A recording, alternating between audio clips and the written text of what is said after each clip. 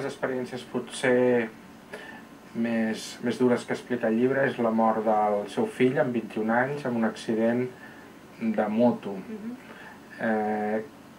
Què en va aprendre vostè d'això? Com es passa el dol a partir de la mort d'un fill? Dintre de les coses de la vida, crec que el més dur és això, perdre un fill, perquè sempre hem de ser nosaltres els que anem per davant, no? I a més, si un té l'ocasió de que sigui una malaltia i pots anar vivint, però quan és un accident que d'un segon a l'altre et quedes sense un fill, és un cop tan fort que trigues molt a assimilar-ho. No, assimilar-ho no vaig trigar, però a tornar a ser feliç trigues molt, és molt dur. És com si... És un dol per tota la vida? Sí, jo diria que sí. O sigui, ara jo, per exemple, estic serena i estic parlant d'això i no em noto que m'emociono. Però hi ha moltes vegades que aquí igual me'n posaria a plorar perquè no s'acaba. És com tenir una cremallera que es tanca i s'obre.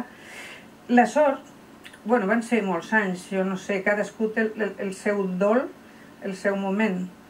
A mi el que em va passar és que vaig sentir que el meu fill m'ajudava. Va ser un cop molt fort, però també d'un guany espiritual important. Vostè va canviar? Vaig adonar després, però en el fons, haver pogut sobreviure a la mort d'un fill de la manera que l'he pogut sobreviure, notava que ell m'ajudava. I va ser el moment que, llegint un llibre, vaig veure que aquí venim a fer una missió tots.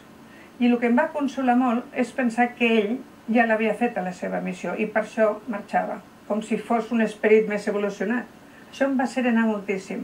I amb aquesta il·lusió vaig llegir molt i a més que vam tenir moments de notar la seva presència. I això ajuda molt a poder resistir, perquè és molt dur. És com si hi hagués una comunicació més enllà de que físicament no hi fos. Vol dir això? Després també era dur el tenir que... Perquè jo el meu dolor el sé controlar.